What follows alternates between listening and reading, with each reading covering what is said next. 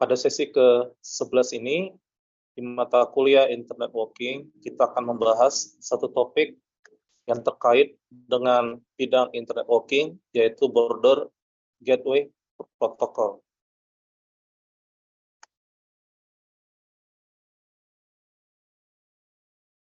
Berikut adalah beberapa literatur yang digunakan pada penyusunan materi ini. Seluruh materi beberapa diambil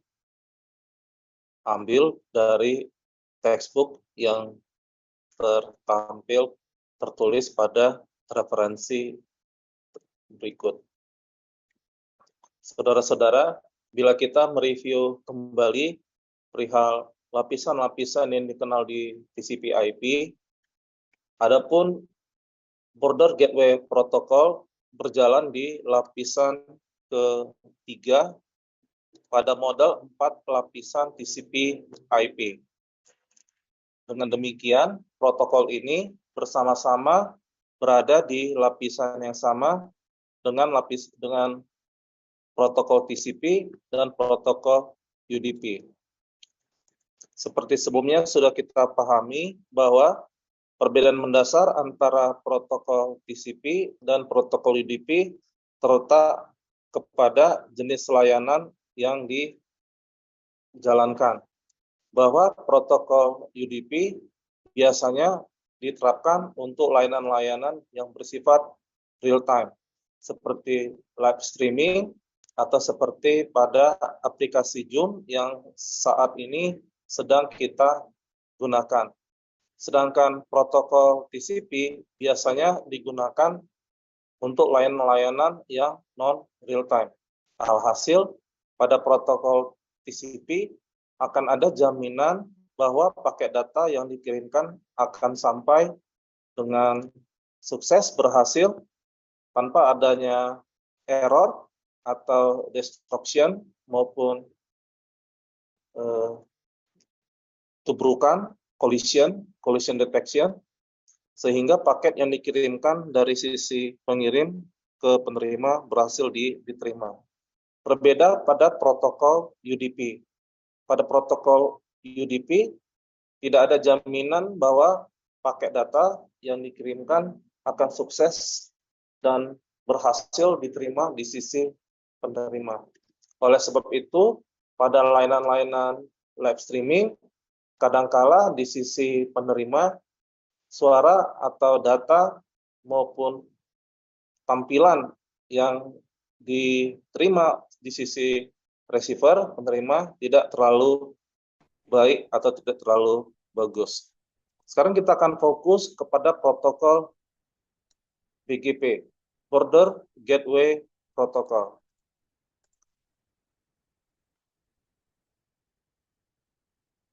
Protokol ini sebenarnya adalah protokol yang disebut routing antar domain, di mana setiap sistem otonomus, yaitu sebuah ekosistem yang kita tidak bisa memastikan status maupun ekosistem tersebut itu tersambung ke backbone jaringan komputer atau di backbone jaringan model internode working. Nah, sistem otonomus yaitu disebut dengan interdomain bisa saling terhubung dan bertukar informasi. Contohnya seperti komunikasi antar internet service provider. Misalkan saudara menggunakan platform provider X, sedangkan saya menggunakan platform provider Y.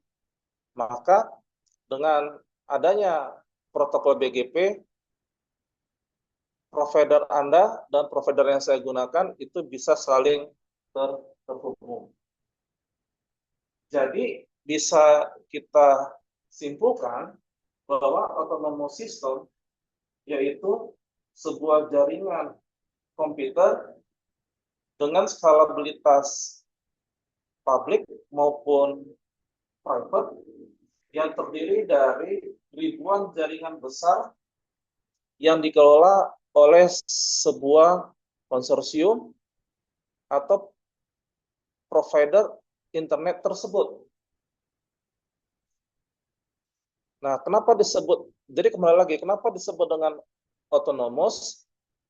Karena secara pasti, secara real, kita sebagai end user tidak bisa memastikan siapa saja yang tersambung kepada domain kelompok jaringan kita. Contoh seperti terlihat di ini. Ya. Di sini terlihat bahwa ada sejumlah klaster jaringan komputer yang direpresentasikan dengan sebuah router. Jadi asumsi sebuah router ini ya tersambung atau terdiri dari bisa ratusan, bisa ribuan domain atau klaster jaringan komputer. Lalu berkomunikasi dengan router ya di luarnya ya provider seperti tadi saya sebut, provider Anda dengan provider saya. Nah, lalu di dalam provider itu sendiri dia juga pasti saling terhubung. Misalkan saudara gunakan provider X, lalu teman Anda juga gunakan provider X. Maka antara klaster yang diwakilkan oleh SIM card Anda itu bisa berkomunikasi dengan teman Anda yang sama-sama menggunakan provider yang sama. Nah, kenapa SIM card Anda bisa menyambungkan beberapa host atau perangkat komputer? Karena sekarang kan sudah ada teknologi bahwa sebuah ponsel itu kan bisa membagi sambungan internet. Bisa 2, bisa 3. Nah, rata-rata maksimal 5 sampai dengan 6. Berarti smartphone Anda itu bisa menyambungkan 5 sampai 6 komputer. Asumsi katakan komputer, bisa laptop ya, bisa juga tablet gitu ya. Jadi ini katakan adalah klaster yang saudara sambungkan ya, beberapa 5 atau 6. Lalu ini teman Anda. Berarti provider yang saudara gunakan dengan teman Anda itu bisa saling berkomunikasi. Lalu antara provider yang Anda gunakan dengan teman Anda itu bisa berkomunikasi dengan provider yang saya gunakan, provider Y. Nah, pada saat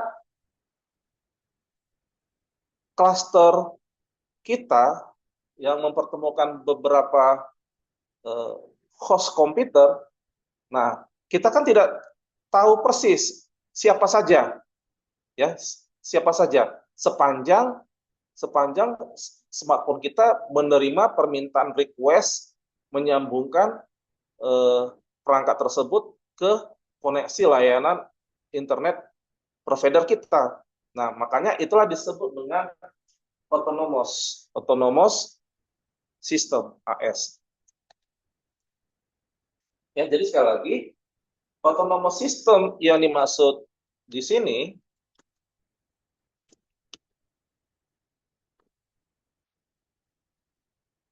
autonomous system yang dimaksud di sini adalah sejumlah host komputer yang tersambung pada router yang kita atau sebuah provider yang digunakan. Nah, selanjutnya apa fungsi dari Border Gateway Protocol? Protokol ini adalah satu-satunya protokol yang dirancang untuk berkomunikasi dan bertukar rute antar autonomous system. Satu-satunya. Jadi kalau tidak ada protokol ini, maka sudah pasti ya, antar provider yang berbeda atau beberapa perangkat yang menggunakan provider yang sama itu tidak bisa berkomunikasi. Nah, adapun protokol sejenis, ya, adapun protokol sejenis itu contohnya seperti OSPF, ya. Cuma protokol ini hanya bekerja di dalam jaringan routing lokal yang sama, routing lokal. Jadi dia tidak bisa keluar, sama seperti tadi provider saya berkomunikasi dengan provider Anda. Jadi OSPF, Open Source First ini itu hanya terbatas berkomunikasi antara saudara dengan teman Anda yang tadi menggunakan provider X, provider yang sama. Ya, jadi sampai di sini kita sudah memahami bahwa komunikasi komunikasi antara di dalam routing protokol provider yang sama dengan komunikasi ke keluar, ya, jadi ada intra, ada inter, jadi seperti ini, ada inter, ada intra, ya. Kalau OSPF itu hanya terbatas di intradomain, ya, intradomain. Sedangkan kalau supaya yang cluster provider X ini bisa berkomunikasi ke provider Y, maka itu disebut interdomain. Nah, disinilah peran penting dari BGP. Jadi BGP tidak hanya terbatas di intradomain seperti OSPF tadi, tapi juga dia bisa interdomain ke keluar. Nah, berdasarkan model ini bisa kita hitung, ya, berapa banyak interdomain yang terbangun. Berarti interdomain, ya, 1, 2, 3, 4. Nah, sedangkan yang intradomain, ya, itu berarti yang di dalam, ya, antar provider, antar router atau antar smartphone, kartu SIM card dengan provider yang sama, ya, berarti 1, 2, 3, gitu ya.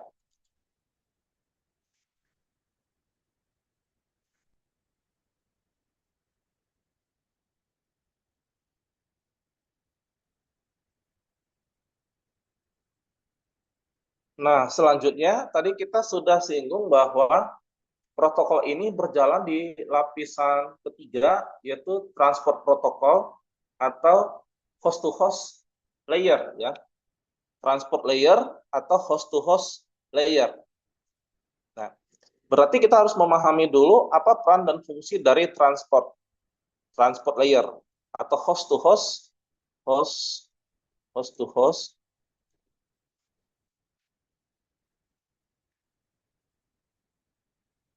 host to host layer, ya. Jadi untuk lapisan ini, ya, peran dan fungsinya menyediakan transfer data yang handal dan transparan antar endpoint. Jadi endpoint itu dari router ke router, ya, dari router ke router. Lalu yang kedua, menyediakan pemulihan kesalahan end-to-end dan kontrol aliran. Ya. Jadi lebih terbatas kepada bagaimana mengantarkan, karena dia sebagai transport. Transport itu berarti alat untuk membawa sebuah paket dari si pengirim kepada si penerima. Nah, selain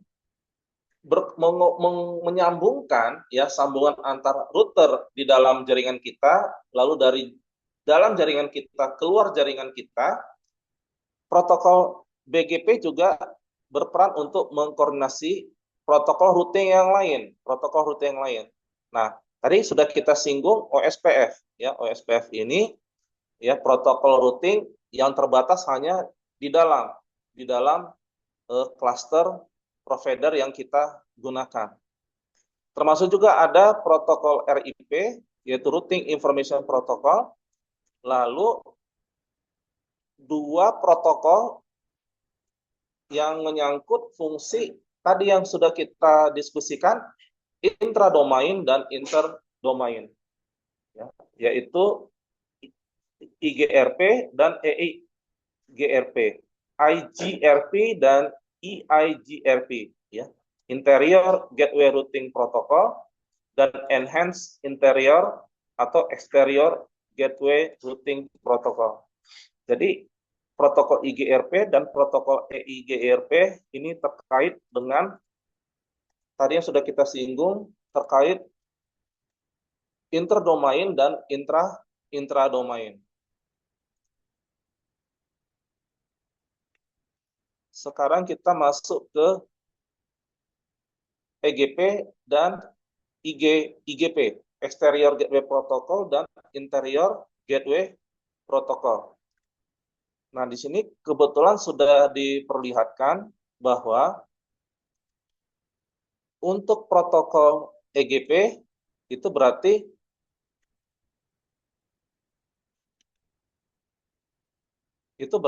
interdomain, ya, interdomain berarti dari dalam keluar, ya, dari dalam jaringan kita ke keluar. Sedangkan interior gateway protocol, ya, itu berarti antar. Jadi terlihat di sini EGP 1, 2, sedangkan IGP itu ada 1, 2, dan 3.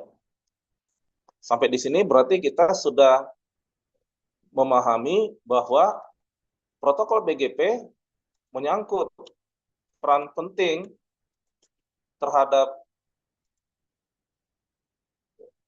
status sambungan interdomain dengan intradomain, bahwa protokol EGP terkait dengan sambungan jenis interdomain, ya, interdomain, ya, interdomain, sedangkan protokol IGP terkait dengan jenis sambungan intradomain.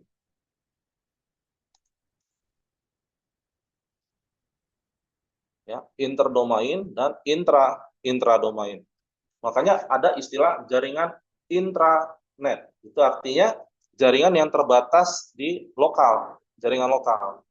Jaringan lokal. Tapi kalau sudah disebut nah jadi seperti internet, itu berarti sambungan keluar, ya.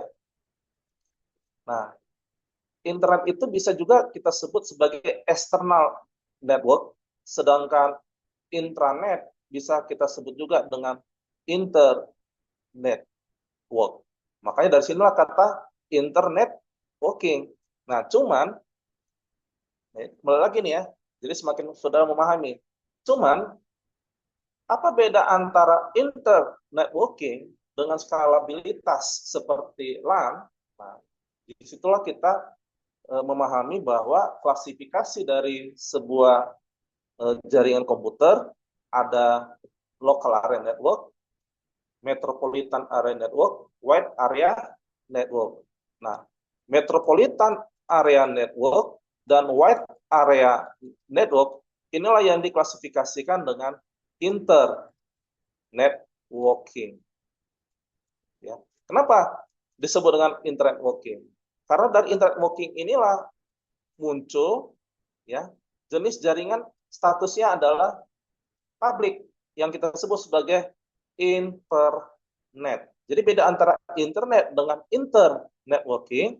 Internet working ini masih skalabilitasnya lokal, cuman dia sudah lebih luas dibandingkan dengan local area network.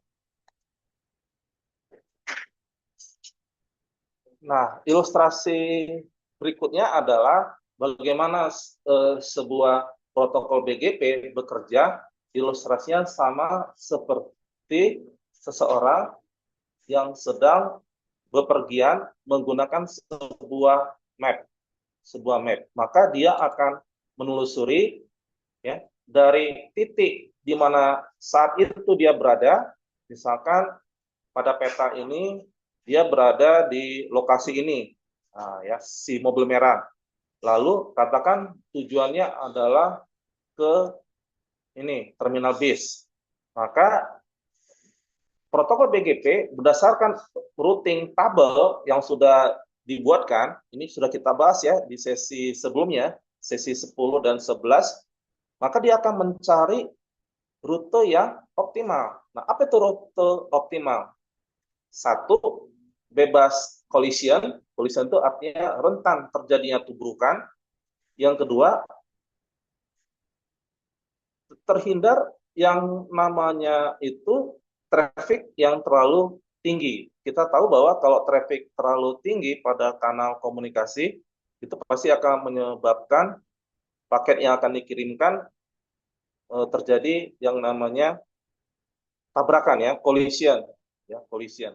Nah, otomatis dengan adanya peta routing ya, tabel routing, maka protokol BGP akan mencari rute yang optimal, yaitu terhindar dari tubrukan dan menghindari traffic yang padat. Demikian saudara-saudara pembahasan perihal protokol Border Gateway Protocol.